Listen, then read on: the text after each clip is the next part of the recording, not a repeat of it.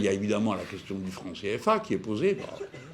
Je pense que si c'est une manière de faire les poches des Africains, il faut arrêter. Et c'est ce qu'ils disent. Donc il faut arrêter. Il faut qu'ils retrouvent la liberté d'une monnaie, peut-être une monnaie commune. C'est à eux d'en décider, pas à nous. Qui leur permettent de fonctionner avec une certaine stabilité de la monnaie. Parce que c'est ce que craignent beaucoup de gens. Et la parité fixe avec l'euro n'est pas non plus une affaire pour eux. Donc tout ça, on le comprend. En tout cas, des gens comme moi le comprennent. Et si nous avions eu à gouverner le pays, on aurait commencé en partant de là. C'est-à-dire désamorcer tout ce qui est sujet de pagaille et de conflit entre eux et nous, parce qu'il n'y a aucune raison que ça dure. Alors maintenant, qu'est-ce que vous voulez? Nous avons soutenu le fils du maréchal Idriss Déby. Alors monsieur Idriss Déby a été assassiné, il était président de la République. La constitution du Tchad prévoit que c'est le président de l'Assemblée nationale qui doit présider le pays s'il arrive malheur au président.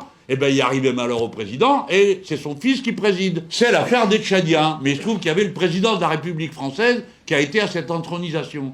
Et j'aimerais bien savoir ce qu'on a été faire au Cameroun, et pour quelle raison notre président s'est montré si aimable, affable, avec le fils du président Paul Biya. Qu'est-ce qu'on a à voir avec tout ça, nous? Pourquoi, nous, on soutiendrait des choses pareilles? Quel est l'intérêt de la France? Quel est son avenir là-dedans? Quel genre de relation on veut avoir avec les pays? Si on veut être respecté, il faut être respectable. Si on veut être respectable, il faut respecter les autres.